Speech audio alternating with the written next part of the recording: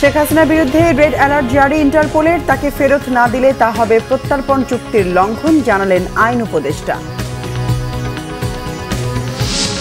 অতি বিপ্লবী চেতনা দিয়ে সমাজে অস্থিরতা তৈরি ও হঠকারিতা করা যাবে না, বললেন মির্জা ফখরুল, ধৈর্য ধরার আহ্বান। বিগত নির্বাচনগুলোয় শপথ ভেঙেছে ইসি, অপরাধের প্রমাণ পেলে বিচারের সুপারিশ করা হয়েছে, জানালেন ডক্টর বদুল আলম মজুমদার। গোপালগঞ্জের রিসোর্টে অভিযান, সাবেক আইজিপি বেনজিরের কর ফাঁকির প্রমাণ পেল এনবিআর, সাবেক প্রতিমন্ত্রী জাকির ও চুমকির বিরুদ্ধে দুদকের মামলা।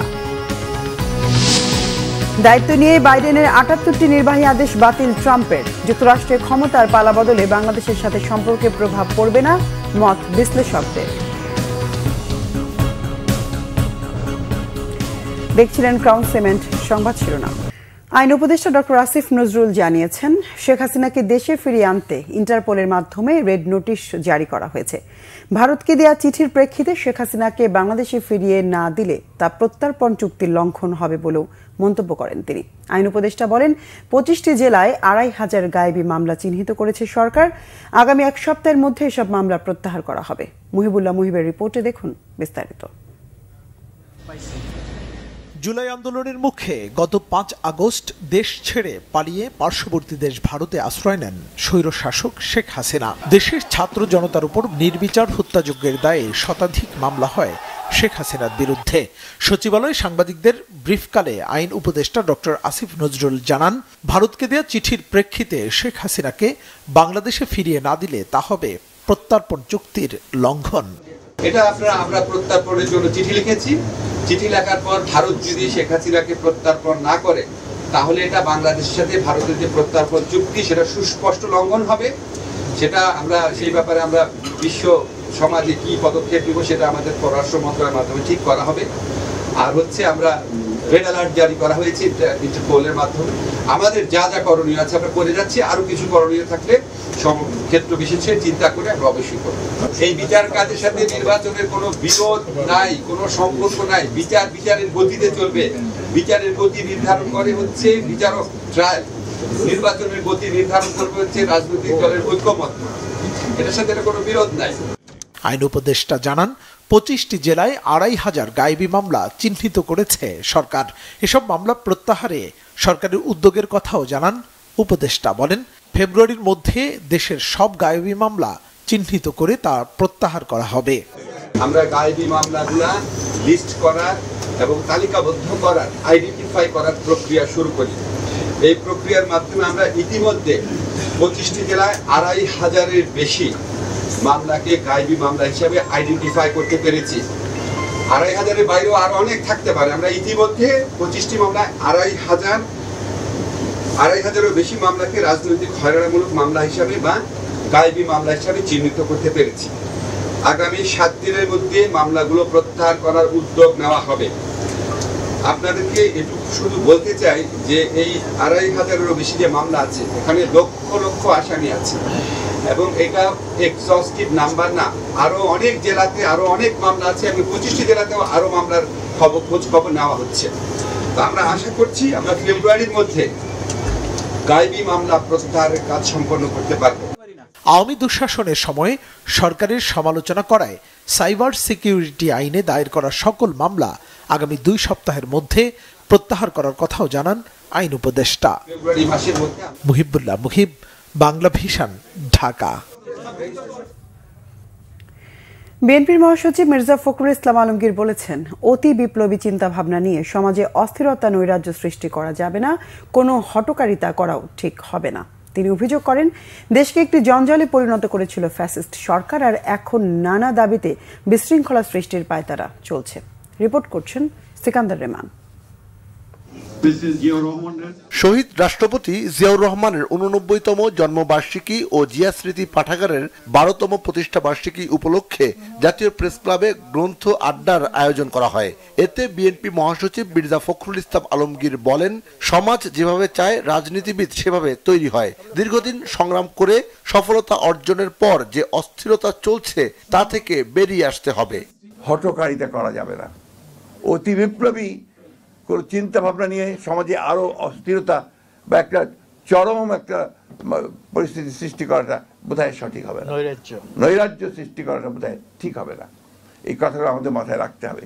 ওই চে গুয়েভারার কথা উনি বললেন, অর্থাৎ এই মুহূর্তে আমি সব পাল্টে দেব, এই মুহূর্তে আমি দখল করব, এই মুহূর্তে আমি সব অন্যায় পড়ে দেব, এটা হয় না।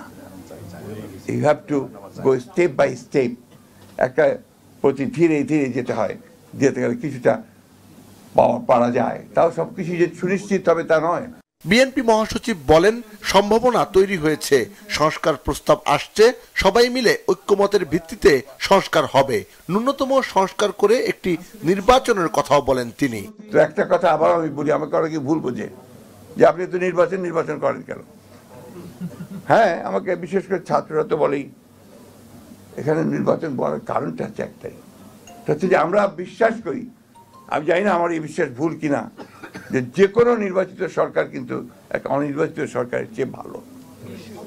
আমার এক্সেস থাকে, আমি যেতে পারি, কথা বলতে পারি, এখন আমার সেই জায়গাটা নেই।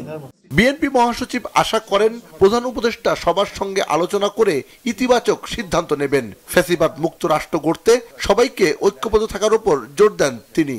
আরেকটা ক্ষেত্রে সিকান্দার রেমান, বাংলা ভিশন, ঢাকা।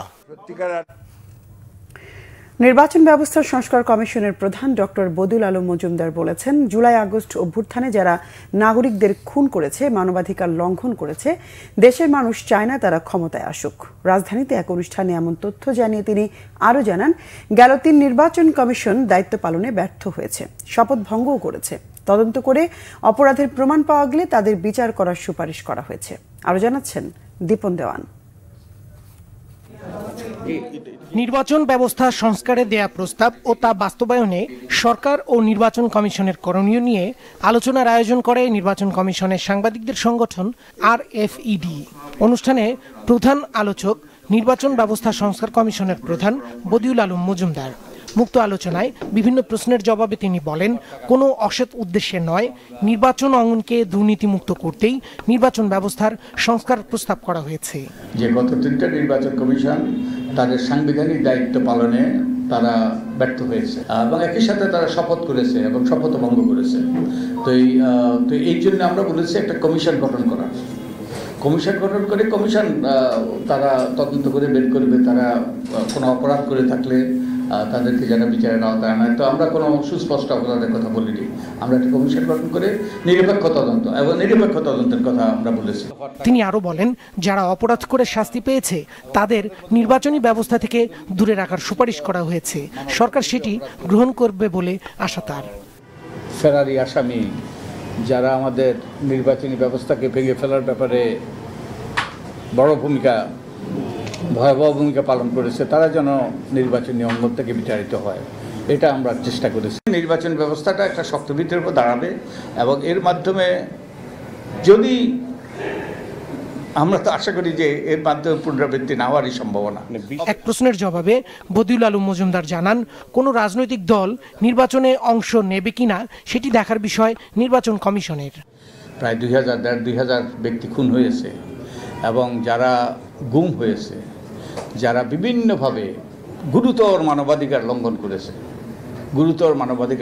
আমরা কি চাই তারা আবার এসে আমাদের রাষ্ট্র পরিচালনা করুক? আমি তো মনে করি অধিকাংশ জনগণে চায় না। তো এখন আমরা প্রস্তাব করেছি কারণ অধিকাংশ জনগণে চায় না। সিদ্ধান্ত কারা অংশগ্রহণ করবে, অংশগ্রহণ করতে পারবে, এটা চূড়ান্ত সিদ্ধান্ত নির্বাচন কমিশনের, আমাদের এখতিয়ারের বাইরে। ভবিষ্যতে তত্ত্বাবধায়ক সরকারের অধীনে 4 মাসের মধ্যে স্থানীয় ও সংসদ নির্বাচন আয়োজন করা সম্ভব বলেও আশাবাদ ব্যক্ত করেন বদিউল আলম মজুমদার। গণতান্ত্রিক ব্যবস্থাটাও কার্যকর করার পথ সুগম হবে। দীপন দেওয়ান, বাংলা ভিশন, ঢাকা। অনাকাঙ্ক্ষিত পরিস্থিতির জন্য দায়ী ব্যক্তিরা কেউ কেউ গণঅভ্যুত্থানে অংশগ্রহণকারী হলেও কেউই বৈষম্য বিরোধী ছাত্র আন্দোলনের সাথে সাংগঠনিক পরিসরে যুক্ত নয় বলে দাবি করা হয়েছে। বৈষম্য বিরোধী ছাত্র আন্দোলনের পক্ষে প্রেস বিজ্ঞপ্তিতে এমন দাবি করা হয়েছে। দপ্তর সেলের সম্পাদক জাহিদ আহসান স্বাক্ষরিত প্রেস বিজ্ঞপ্তিতে বলা হয়েছে, সন্ধ্যায় বৈষম্য বিরোধী ছাত্র আন্দোলনের বাংলা মোটর কেন্দ্রীয় কার্যালয়ে বিপদগামী কয়েকজন মানুষ এসে বিভিন্ন অপ্রীতিকর স্লোগান দিতে থাকে। এ সময় তারা জোর জবরদস্তি করে কার্যালয়ের ফটক বন্ধ করে দেয়। এতে অফিস রক্ষণাবেক্ষণের দায়িত্বে নিয়োজিত ব্যক্তিরা আতঙ্কিত হয়ে পড়েন। পরিস্থিতির গুরুত্ব বুঝতে পেরে তৎক্ষণাৎ কেন্দ্রীয় নির্বাহী কমিটির 4 জন সদস্য পরিস্থিতি শান্ত করে আগত ব্যক্তিদের দাবি দেওয়া শুনতে চান, কিন্তু তারা সহযোগিতার বদলে নির্বাহী সদস্যদের উপর চড়াও হন। এ সময় নির্বাহী সদস্য নাইম আবেদিন আহত হন। পরবর্তীতে অন্যান্য নেতাকর্মীরা কেন্দ্রীয় কার্যালয়ে গেলে পরিস্থিতি উত্তপ্তকারীদের কার্যালয় ত্যাগে বাধ্য করা হয়। বৈষম্য বিরোধী ছাত্র আন্দোলন মনে করে সাংগঠনিক সব সমস্যার সমাধান আলোচনার মাধ্যমে সম্ভব। আলোচনার বদলে যারা সহিংসতার পথ বেছে নেবে তাদের বিষয়ে বিন্দুমাত্র সহানুভূতি প্রদর্শন না করার হুঁশিয়ারি উচ্চারণ করা হয়। ঢাকা মহানগরের দায়িত্বশীল এবং ঘটনার সময় কেন্দ্রীয় কার্যালয়ে উপস্থিত নির্বাহী সদস্যদের সমন্বয়ে একটি অভ্যন্তরীণ তদন্ত কমিটি কাজ শুরু করেছে বলেও জানানো হয়েছে প্রেস বিজ্ঞপ্তিতে।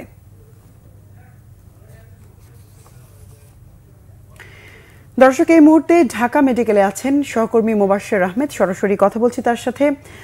মোবাশ্বের, বৈষম্য বিরোধী ছাত্র আন্দোলনের পক্ষ থেকে আসলে কি বলা হচ্ছে? যেভাবে আমি ঢাকা মেডিকেলের সামনে এসেছি বা কিছুক্ষণ আগে, এবং আপনারা জানেন যে আজকে দুপুর 4:30টার দিকে কিন্তু আসলে বৈষম্য বিরোধী ছাত্র আন্দোলনের যে কেন্দ্রীয় অফিস, সেই অফিসে কিন্তু এক ধরনের তাদের নিজেদের মাঝে এক ধরনের হাতাহাতির ঘটনা ঘটে। আমি যতদূর জানতে পারি যে সেই হাতাহাতির ঘটনায় কিন্তু এই ঢাকা মেডিকেল যে জরুরি বিভাগ, সেখানে তাদের 7 জন ভর্তি আছে, তবে কেউই অত জরুরি অত গুরুতর আহত নয়।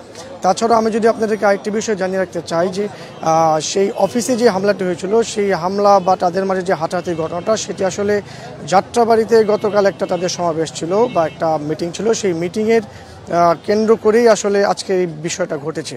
অর্থাৎ গতকালের যে মিটিং ছিল, সেখানে কোনো একটা পক্ষ তাদের মিটিংয়ে হামলা বা উচ্চবাচ্য করার পরে এক ধরনের হাতাহাতির ঘটনা ঘটে, এবং তার প্রতিবাদে কিন্তু আজকে এই যে রূপায়ণ সেন্টার, তার নিচে তারা মানববন্ধন করতে আসে। একই দলের, অর্থাৎ বৈষম্যবিরোধী ছাত্র আন্দোলনেরই তারা কর্মী ছিল। তো তারা যখন আজকে এখানে মানববন্ধন করতে এসেছে, তাদের উপর এক ধরনের যে উচ্চবাচ্য তৈরি হয় দুই পক্ষের মাঝে, এবং তারপরেই হাতাহাতিতে রূপ নেয় তাদের এই আন্দোলনটি। তো সবশেষ যদি বলতে চাই যে এই যে আজকে যে ঘটনাটি ঘটেছে, সেই বিষয়ে কিছুক্ষণ আগে এখানে একটা প্রেস ব্রিফিং করেছে। তারা বলছে যে জুলাইয়ের যেই আন্দোলন ছিল, সেই আন্দোলন কিন্তু সবাই মিলেই করেছে, এবং সম্প্রতি যেই ঘটনাগুলো ঘটছে বিভিন্ন জায়গায়, চাঁদাবাজি বা অন্য যেসব ঘটনাগুলো বিরোধী ছাত্র আন্দোলনকে কেন্দ্র করে, তারা আসলে এটা প্রতিবাদ জানিয়েছে। বলছে যেসব চাঁদাবাজির সাথে তাদের সংগঠন জড়িত না, তারা দেশের সার্বভৌমত্ব, অর্থাৎ যেই উদ্যোগটা নিয়ে তারা এই দেশটাকে নতুনভাবে সামনের দিকে আগানোর জন্য যে স্বাধীনতা, তারা তাদের ভারসাম্যের যে স্বাধীনতা তারা করেছে, সেটা ধরে রাখার জন্যই আসলে এই বৈষম্য বিরোধী ছাত্র আন্দোলন কাজ করে যাবে। এবং মোবাশ্বের, ধন্যবাদ আপনাকে। দর্শক, ঢাকা মেডিকেল থেকে সঙ্গে ছিলেন সহকর্মী মোবাশ্বের আহমেদ। ওয়ার্ল্ড ইকোনমিক ফোরামের সম্মেলনে অংশ নিতে 4 দিনের সফরে সুইজারল্যান্ডে পৌঁছেছেন প্রধান উপদেষ্টা ডক্টর মোহাম্মদ ইউনূস। বাংলাদেশ সময় বিকেল 5:30টায় জুরিখ আন্তর্জাতিক বিমানবন্দরে পৌঁছেন তিনি। বিমানবন্দরের প্রধান উপদেষ্টাকে স্বাগত জানান জেনেভায় বাংলাদেশের স্থায়ী প্রতিনিধি তারেক মোহাম্মদ আরিফুল ইসলাম। সফরে ওয়ার্ল্ড ইকোনমিক ফোরামের সম্মেলনে যোগ দেওয়ার পাশাপাশি জার্মানির চ্যান্সেলর, ফিনল্যান্ডের প্রেসিডেন্ট, বেলজিয়ামের রাজা ও থাইল্যান্ডের প্রধানমন্ত্রী সহ বেশ কয়েকটি দেশের রাষ্ট্র ও সরকার প্রধানদের সাথে দ্বিপক্ষীয় বৈঠকে অংশ নেবেন প্রধান উপদেষ্টা। এছাড়া প্রথমবারের মতো ওয়ার্ল্ড ইকোনমিক ফোরামের আয়োজনে আলাদাভাবে বাংলাদেশ বিষয়ক ডায়ালগ হবে। সেখানে বিভিন্ন দেশের বিনিয়োগকারীদের বাংলাদেশে বিনিয়োগের আহ্বান জানাবেন প্রধান উপদেষ্টা।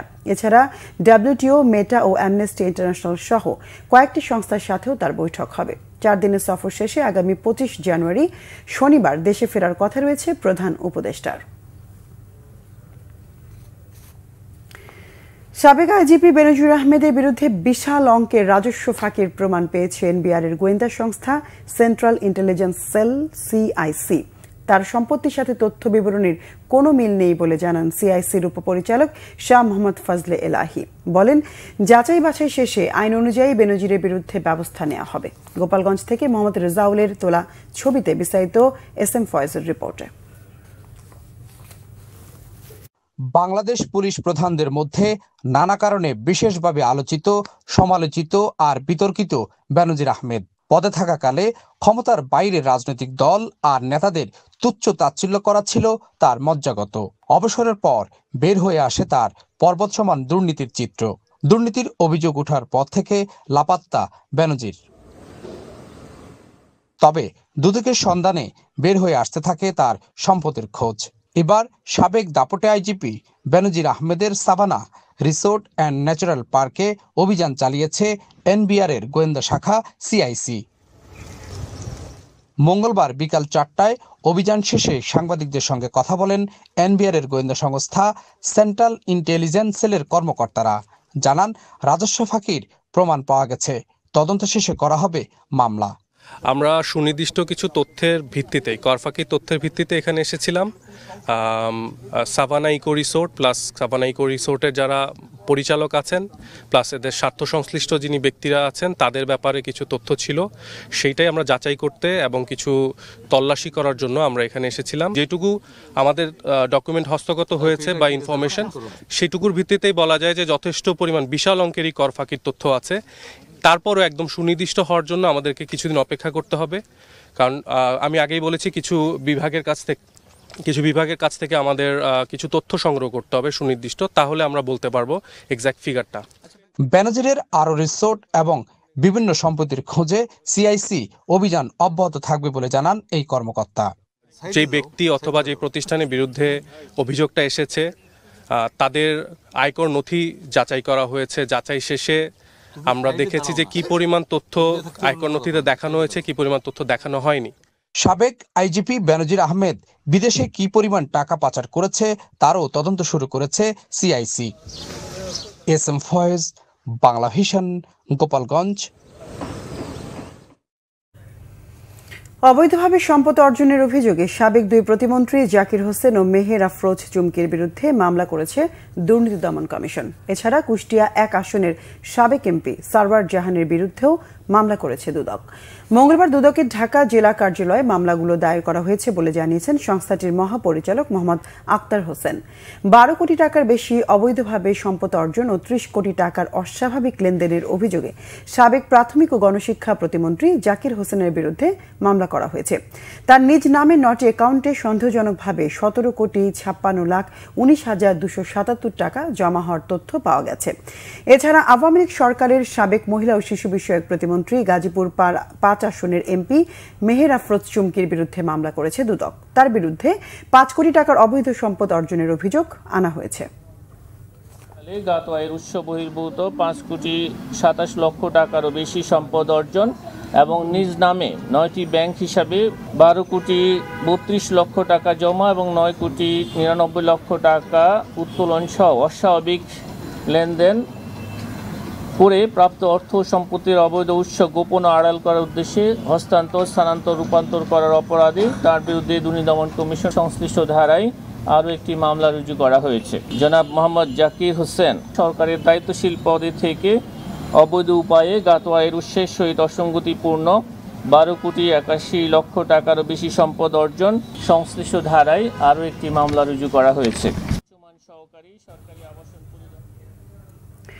অন্তর্বর্তী সরকার প্রশাসন, নির্বাচন, এনবিআর সহ কয়েকটি সংস্কার কমিশন গঠন করলেও ব্যবসা বাণিজ্যে প্রতিবন্ধকতা কাটাতে সে ধরনের পদক্ষেপ দেখছেন না ব্যবসায়ীরা। বিশ্লেষকরা বলছেন, হাসিনা সরকারের পতনের সাথে তাদের সাজানো এফবিসিসিআই ও বিজিএমইএ নেতৃত্ব শূন্য হওয়ায় ব্যবসায়ীদের পক্ষ থেকে জোর দিয়ে দাবি তোলার কেউ নেই। অর্থনীতির স্বার্থে এখনই আলাদা কমিশন গঠনের দাবি তাদের। গোলাম মঈনুল হাসানের রিপোর্ট। 5 আগস্ট শেখ হাসিনা সরকারের পতনের মধ্য দিয়ে জন আকাঙ্ক্ষা পূরণের পথ তৈরি হয়।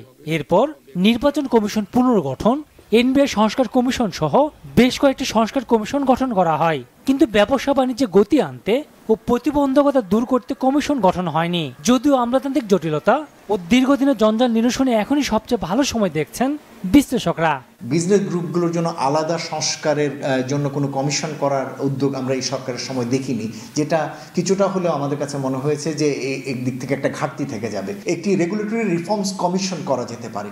ব্যবসা সংক্রান্ত যে সমস্ত আইনগুলো রয়েছে, যেমন ব্যাংক কোম্পানি আইন অথবা কোম্পানি আইন অথবা লেনদেন সংক্রান্ত অন্যান্য আইন, যে এবং ট্যাক্স ভ্যাট সংক্রান্ত আইন, এর অনেকগুলোর ক্ষেত্রে কিন্তু ব্যবসায়ীরা বিভিন্ন রকমের হ্যারাসমেন্টের সম্মুখীন হন। এবং এই ধরনের আইনি সংস্কারগুলো যদি সুনির্দিষ্টভাবে সুপারিশ আকারে আসে, তাহলে এগুলো কিন্তু ধাপে ধাপে এই সরকার এবং পরবর্তী সরকার, নির্বাচিত সরকার এসে সেগুলো সমাধান করতে পারে। একটা ব্যবসা শুরু করতে গেলে 20 থেকে 22টা সার্টিফিকেট বা লাইসেন্সের প্রয়োজন হয়। ইজ অফ ডুইং বিজনেস সহজীকরণের ব্যাপারটা নিয়ে আলোচনা বা এটা নিয়ে একটা সংস্কার কমিশন বা কমিটি হওয়া দরকার। এই সময় যদি কিছু পদক্ষেপ নেওয়া যায়, তাহলে অতীতে যে সমস্যাগুলি আমরা ফেস করেছি, মানে নানা রকমের সংকট, বিজনেস করতে গিয়ে যে নানা রকমের বাধা প্রতিবন্ধকতা, এগুলি যাতে দূর করা যায়। ব্যবসায়ী সংগঠনগুলোর নেতৃত্ব শূন্যতার কারণে ব্যবসায়ীরা দাবি তুলে ধরতে পারছেন না।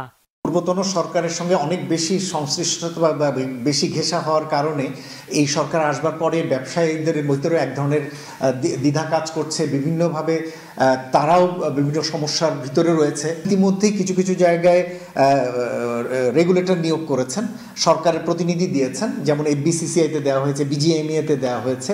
আমরা মনে করি যে এই ধরনের প্রতিনিধিদের দায়িত্ব হবে দ্রুততর সময় যাতে নির্বাচনগুলো সম্পন্ন করা। নির্বাচনগুলো সম্পন্ন হলে এই অ্যাসোসিয়েশনগুলো যখন তাদের প্রতিনিধি নির্বাচন করবেন, এই প্রতিনিধিরাই সরকারের সঙ্গে ব্যবসার পরিবেশের ব্যাপারে আরও সক্রিয় আলোচনা যুক্ত হতে পারবেন। দুর্ভাগ্যজনক হচ্ছে যে বিজিএমই এবং বিসিসিআই এর মতো দুইটা বড় সংগঠনের নেতৃত্ব শূন্য অনেকটা এখন বলতে হয়, যার ফলে উদ্যোগের কিছুটা সেখানেও অভাব রয়েছে।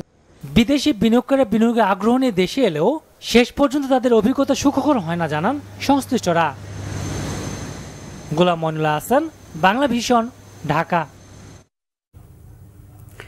দীর্ঘ 17 বছর পর আওয়ামী লীগের সাবেক এমপি ইলিয়াস মোল্লার দখল থেকে মুক্ত করা হয়েছে মিরপুরের পল্লবী এলাকার সাংবাদিকদের নামে বরাদ্দ করা 7 একর জমি। দিনব্যাপী উচ্ছেদ অভিযান চালিয়ে ও জমি দখলমুক্ত করে জাতীয় গৃহায়ণ কর্তৃপক্ষ। এ সময় পুলিশের সাথে বস্তিবাসীর ধাওয়া পাল্টা ধাওয়া হয়েছে। শুভ মাহফুজের রিপোর্ট। 2006 সালে ঢাকা সাংবাদিক সমবায় সমিতি লিমিটেডের নামে প্রায় 300 সিনিয়র সাংবাদিককে 7 একর জমি বরাদ্দ দেন তৎকালীন প্রধানমন্ত্রী বেগম খালেদা জিয়ার সরকার। এরপর সাংবাদিক সমিতি এই জমির আংশিক দখলে নিলেও 2008 সালে আওয়ামী লীগ সরকার ক্ষমতায় আসলে বরাদ্দের পুরোটাই দখলে নেন ওই এলাকার সংসদ সদস্য ইলিয়াস মোল্লা। সরকার পতনের পর এই জমি প্রকৃত মালিককে বুঝিয়ে দেওয়ার উদ্যোগ নেয় জাতীয় গৃহায়ণ কর্তৃপক্ষ। মঙ্গলবার সকাল 9:30টার দিকে ওই জমিতে গড়ে তোলা শত শত বস্তি উচ্ছেদ শুরু করে গৃহায়ণ কর্তৃপক্ষের ভ্রাম্যমাণ আদালত ও পুলিশ সদস্যরা। আগাম নোটিশ ছাড়াই উচ্ছেদের অভিযোগ তোলেন বস্তির বাসিন্দারা। পুলিশের সাথে তারা সংঘর্ষেও জড়িয়ে পড়েন। আমরা বাংলাদেশি নিজে আবার দেখু দিয়ে লইছে, এই লাইকে হইছে মারামারি। কোন টাইম টুম ধরে সবার আশা ভাঙে বলাইছে বস্তিটারে। আমাকে যে ক্ষতিটা করলে ক্ষতিটা আমরা এখন একখানে যে যাই থাকবো হেও তো পারবো না, মাল নাই থাকবো কি দিয়া। একটা ফ্ল্যাট ভাড়া 10,000 টাকা, আর একটা লোক বসে থাকে 2,000 টাকা, তার মাসিক ইনকাম 5,000 টাকা, সে 10,000 টাকা আপনি ফ্ল্যাট ভাড়া দেবে আপনি। তবে গৃহায়ণ কর্তৃপক্ষের দাবি যথাযথ নিয়ম মেনে চালানো হয় উচ্ছেদ অভিযান। এটা সরকারের ঊর্ধ্বতন কর্তৃপক্ষের সিদ্ধান্ত আমরা বাস্তবায়ন করছি। আমরা যথাযথ প্রপার নিয়ম মেনে আমাদের কাছে একটা ফাইলে আমরা মেনটেন করি মোবাইল কোর্টের, সেই ফাইলের যথাযথ সব কিছু ডকুমেন্ট রেখে আমরা এটা প্রোগ্রেস করেছি এবং আমাদের কাছে ভিডিও আছে এবং লাস্ট 24 আওয়ার্সেও কিন্তু মাইকিং হয়েছে, এর আগেও হয়েছে। আমি অত ডিটেলসে যাচ্ছি না। এখন উচ্ছেদ মাঝপথে রয়েছে, এটা শেষ করতে পারি যেন, এটাই হচ্ছে আল্লাহর কাছে কামনা আর কি। দীর্ঘ সময় পর জমি পুনর্দখলে খুশি সাংবাদিক নেতারা। জানান যতবারই উদ্ধার করতে গেছেন ততবারই এই জমি দখল করে নিতেন ইলিয়াস মোল্লা।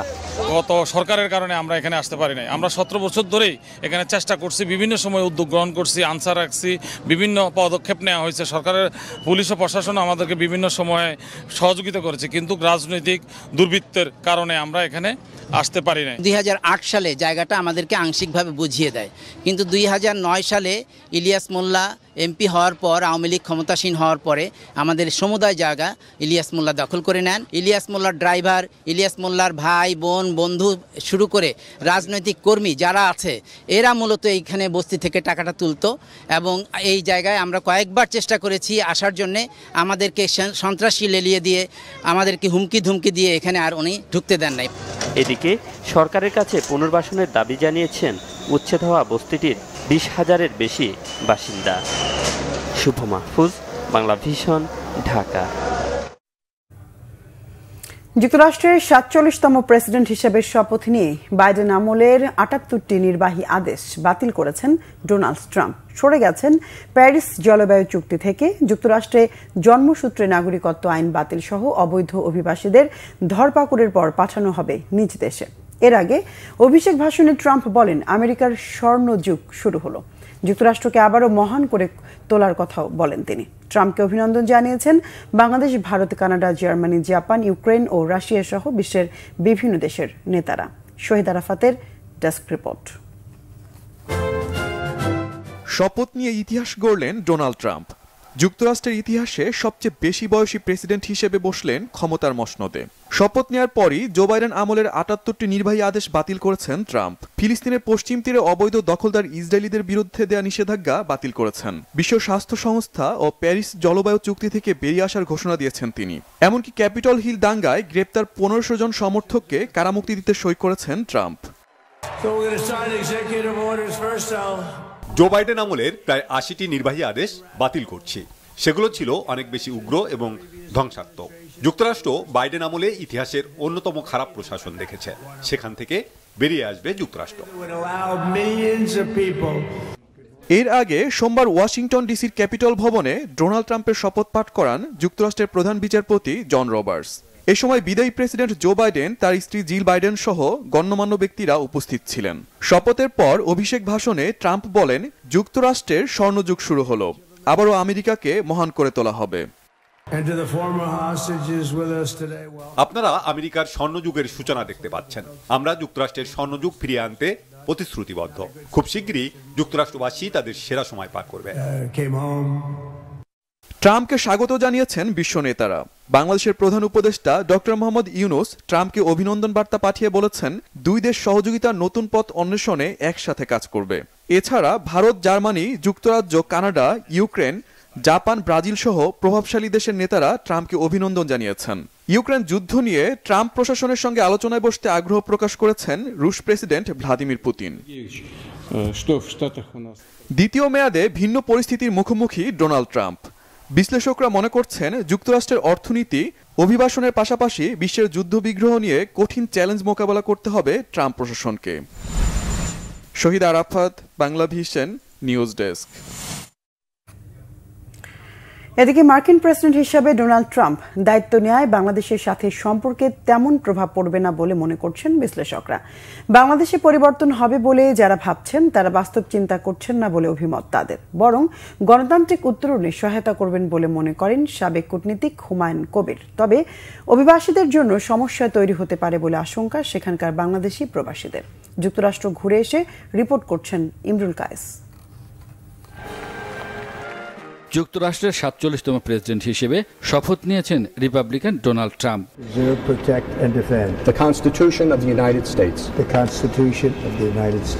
তিনি জয়ী হওয়ার পর থেকেই জল্পনা কল্পনা শুরু হয়েছে বাংলাদেশের সাথে সম্পর্কের ক্ষেত্রে কোনো পরিবর্তন আসবে কিনা তা নিয়ে। কারণ নির্বাচনের আগে বাংলাদেশের সংখ্যালঘু নিয়ে ট্রাম্পের মন্তব্য, ট্রাম্প প্রশাসন ও ভারতের সম্পর্ক এবং ট্রাম্পকে নিয়ে ডক্টর ইউনুসের আগেকার সমালোচনা সহ নানা কারণে বাংলাদেশ মার্কিন সম্পর্কে প্রভাব পড়তে পারে বলে আলোচনা রয়েছে। তবে কূটনৈতিক বিশ্লেষকরা বলছেন, ডোনাল্ড ট্রাম্প দায়িত্ব নিলেও বাংলাদেশ বিষয়ে দেশটির পররাষ্ট্রনীতিতে তেমন পরিবর্তন আসবে না। একটা গণতান্ত্রিক ব্যবস্থায় প্রত্যাবর্তন, অর্থনীতিকে স্থিতিশীল করা, দায়িত্বশীল একটা প্রতিবেশী হিসাবে বা আমাদের অংশীদাররা যারা আছেন আন্তর্জাতিক পর্যায়ে তাদের সাথে সাবলীল সম্পর্ক বজায় রাখা, এই বিষয়গুলোতে বোধহয় ট্রাম্প প্রশাসনের কোনো আপত্তি থাকবার কোনো কারণ দেখি না। এবং সেই প্রেক্ষাপটে আমার ধারণা সম্পর্ক মার্কিন যুক্তরাষ্ট্রের সাথে এখন যেরকম আছে, ট্রাম্প প্রশাসন আসলেও এইরকমই থাকবে।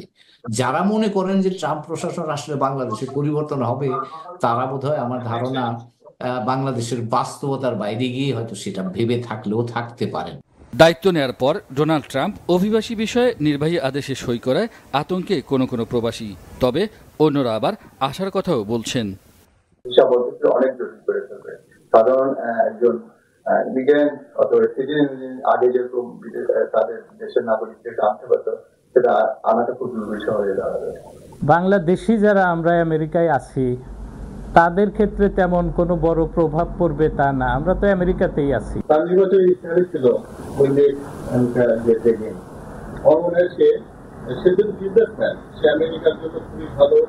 দুদেশের নতুন প্রশাসনের অধীনে বাংলাদেশ যুক্তরাষ্ট্র সম্পর্ক আরও শক্তিশালী হবে বলে প্রত্যাশা সবার। মার্কিন প্রেসিডেন্ট হিসেবে ডোনাল্ড ট্রাম্প জেতার পরই নানা ধরনের আলোচনা সমালোচনা শুরু হয়েছে। কি হবে প্রবাসীদের, বাংলাদেশি সহ যে সমস্ত প্রবাসীরা রয়েছেন তাদের ভাগ্য কোন দিকে যাচ্ছে সেটা নিয়ে আসলে আলোচনা সমালোচনা। তবে বাংলাদেশি প্রবাসীরা মনে করছেন তেমন বড় ধরনের কোনো পরিবর্তন আসবে না।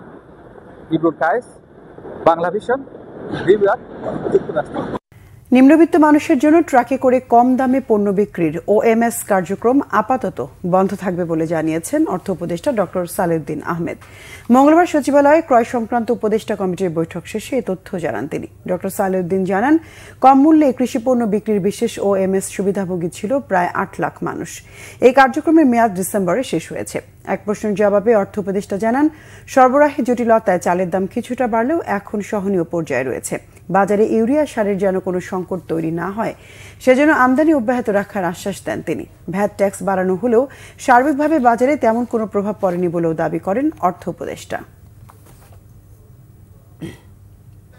OMSটা বন্ধ করছেন মানে আপনাদের কি খরচ বেশি হচ্ছে বলে? না, কত টাকা খরচ হতো, মানে কেন বন্ধ করলেন? ওইটা এখন ওই প্রেক্ষিতে ওইটা দিয়ে দ্রব্যমূল্যের যে সেটা আছে সেটাকে আপনার ইসে করা যাবে না, মানে শুধু এই প্রেক্ষাপটে বন্ধ করা হচ্ছে। স্যার আপনি বলছেন যে এটা বিশেষ OMS, তো এটার মাধ্যমে কি কি দিতেন স্যার? এটা আপনারা দেখেছেন তো, ট্রাকে করে কত কিছু দেওয়া হয়েছে, সবজি, লাউ, আলু, পেঁয়াজ, কত কিছু ছিল। একদমই সাধারণ মানুষ, এই নিম্নমধ্যম ফ্যামিলি মানুষ, এই মানুষগুলো সাফার করে। এইটা আবার একটা ইস্যু আছে, একেবারে যে সাধারণ মানুষ এত সাবসিডাইজ রেটে দেওয়া হয়, আপনি দেখবেন অপেক্ষাকৃত ভালো লোক লাইনে থাকে। সরকারিভাবে এবছর ভারত, পাকিস্তান, মিয়ানমার সহ বিভিন্ন দেশ থেকে 8 বা 9 লাখ মেট্রিক টন চাল আমদানি করা হবে জানিয়েছেন খাদ্য মন্ত্রণালয়ের উপদেষ্টা আলী ইমাম মজুমদার। দুপুরে চট্টগ্রাম বন্দরে মিয়ানমার থেকে প্রথম চালানে আসা 22,000 মেট্রিক টন চাল খালাস কার্যক্রম ও নতুন সাইলো পরিদর্শন শেষে খাদ্য উপদেষ্টা এ তথ্য জানান। মিয়ানমার বাংলাদেশে আরও চাল রপ্তানি করতে আগ্রহী উল্লেখ করে তিনি বলেন, বিষয়টি বিবেচনা করছে সরকার। আশা প্রকাশ করেন, ব্যাপকভাবে চাল আমদানি শুরু হওয়ায় বাজারে চালের দাম কমতে শুরু করবে। এছাড়া রমজান মাসে সারা দেশে দরিদ্র 50 লাখ মানুষের মাঝে 15 টাকা কেজি দরে চাল দেয়া হবে বলেও জানান তিনি। আশ্বস্ত করেন, রোজায় চাল গমের কোনো সংকট হবে না। সরকারি সেক্টরে আসবে আপনার প্রায় 8 লক্ষ মেট্রিক টন চাল আসবে, মূলত ভারত, তারপরে আপনার মিয়ানমার, তারপরে ভিয়েতনামের সাথে আলাপ আলোচনা চলছে, তারপরে আপনার পাকিস্তানের সাথে অলরেডি চুক্তি প্রায় ফাইনাল পর্যায়ে আছে। আরও আমরা চেষ্টা করছি অন্য কোনো সুযোগ দিয়ে পাওয়া যায় কিনা।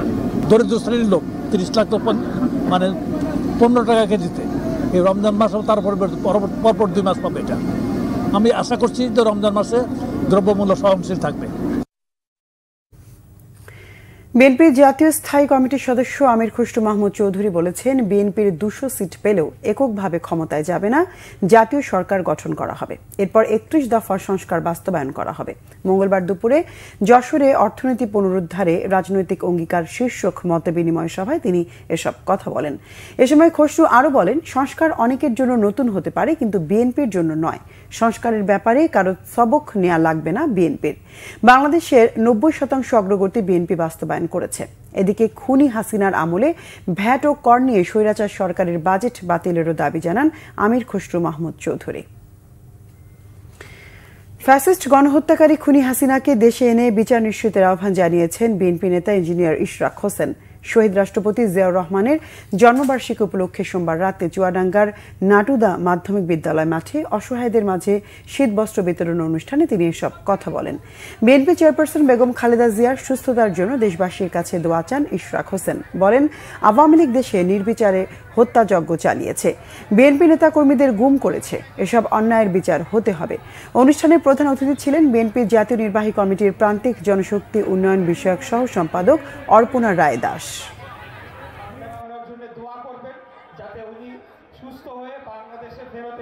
জামাত ইসলামের আমির ডাক্তার শফিকুর রহমান বলেছেন, আগামী নির্বাচনে অংশ নিতে হলে আগে গণহত্যার বিচারের সাজা ভোগ করতে হবে আওয়ামী লীগকে।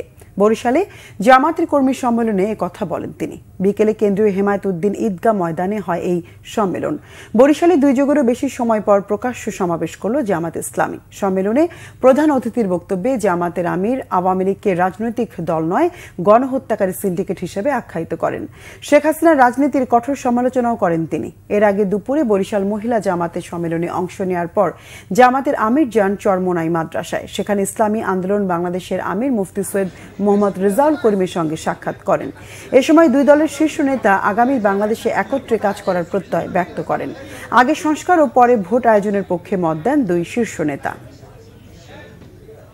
ক্ষতিগ্রস্ত লোকেরা আগে তাদের ইনসাফটা পাক, তারপরে তারাই রায় দিবে যে ওনারা এই দেশে রাজনীতি করার অধিকার রাখেন। রাজনীতির নাম যদি গণহত্যা হয় তাহলে এমন দল বাংলাদেশের জনগণ বরদাস্ত করবে না। রাজনীতির নাম যদি জনকল্যাণ হয় তাহলে জনগণ যাকে পছন্দ করবে তাকে বরণ করে নেবে। আওয়ামী লীগ প্রমাণ করেছে তারা কোনো রাজনৈতিক দল নয়, বরঞ্চ গণহত্যাকারী একটা সিন্ডিকেট। জয়পুরহাটের 5 বিবির ভারত সীমান্তে খুঁটি স্থাপন করার অভিযোগের পর বিজিবি ও বিএসএফ এর মধ্যে পতাকা বৈঠকে 2 দেশের মধ্যে সমঝোতা হয়েছে। বিকেল 4টার দিকে সীমান্তে 0 পয়েন্টে কোম্পানি পর্যায়ে পতাকা বৈঠক করে 2 দেশের সীমান্তরক্ষী বাহিনী। জয়পুরহাট 20 বিজিবি ব্যাটালিয়নের অধিনায়ক লেফটেন্যান্ট কর্নেল মোহাম্মদ নাহিদ নেওয়াজ জানান, বিজিবির হাটখোলা ক্যাম্প কমান্ডারের সাথে বিএসএফ এর পতাকা বৈঠক করে। এতে বিএসএফ তাদের খুঁটি তুলে নেবে বলে আশ্বস্ত করে এবং বেড়া দেবে না বলে জানায়। এছাড়া বিজিবির পক্ষ থেকে বিএসএফকে লিখিত প্রতিবাদও জানানো হয়। এর আগে সকালে স্থানীয়রা 5 বিবির উচনা ঘুনাপাড়া 281 পিলার এলাকায় কাঁটাতারের বেড়া নির্মাণ দেখতে পেয়ে বিজিবিকে খবর দেয়। পরে বিজিবির হস্তক্ষেপে কাজ বন্ধ করে বিএসএফ। দুর্নীতি দমন কমিশন দুদকের অভিযানে খুলনা পানি উন্নয়ন বোর্ডের মেকানিক্যাল ওয়ার্কশপে অর্ধ কোটি টাকার অনিয়ম ও দুর্নীতি ধরা পড়েছে। সকালে দুদকের অভিযান চলাকালে দেখা যায় 32 লাখ টাকা কাজের 26 লাখ টাকার কাজ না করেই বিল পরিশোধের সুপারিশ করা হয়েছে। পরিত্যক্ত একটি ওয়ার্কশপের ইট উঠিয়ে বিক্রি করে দেওয়া হয়েছে এবং 10 টন লোহার স্ক্র্যাপ নিলামের নামে বিপুল পরিমাণ নষ্ট যন্ত্রপাতি আত্মসাতের প্রস্তুতি চলছিল। অভিযানটি পরিচালনা করেন দুদকের খুলনা জেলা সমন্বিত কার্যালয়ের উপপরিচালক আব্দুল ওয়াদুদ। এসব অনিয়মের ব্যাপারে আইনগত পদক্ষেপ নেওয়া হবে বলে জানান তিনি। সংবাদ শেষ করব ক্রাউন সিমেন্ট শিরোনামগুলো আরেকবার জানিয়ে। শেখ হাসিনার বিরুদ্ধে রেড অ্যালার্ট জারি ইন্টারপোলের। তাকে ফেরত না দিলে তা হবে প্রত্যর্পণ চুক্তির লঙ্ঘন, জানালেন আইন উপদেষ্টা। অতি বিপ্লবী চেতনা নিয়ে সমাজে অস্থিরতা তৈরি ও হঠকারিতা করা যাবে না, বললেন মির্জা ফখরুল। ধৈর্য ধরার আহ্বান। বিগত নির্বাচনগুলোয় শপথ ভেঙেছে ইসি, অপরাধের প্রমাণ পেলে বিচারের সুপারিশ করা হয়েছে, জানলেন ডক্টর বদিউল আলম মজুমদার। গোপালগঞ্জের রিসোর্টে অভিযান, সাবেক আইজিপি বেনজিরের কর ফাঁকির প্রমাণ পেল এনবিআর। সাবেক প্রতিমন্ত্রী জাকির ও চুমকির বিরুদ্ধে দুদকের মামলা।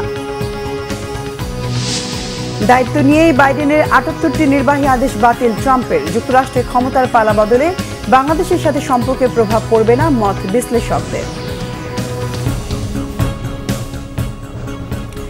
দর্শক, এই ছিল এখনকার মতো। পরের সংবাদ রাত 10:30। এর আগে নটে রয়েছে নিউজ 20।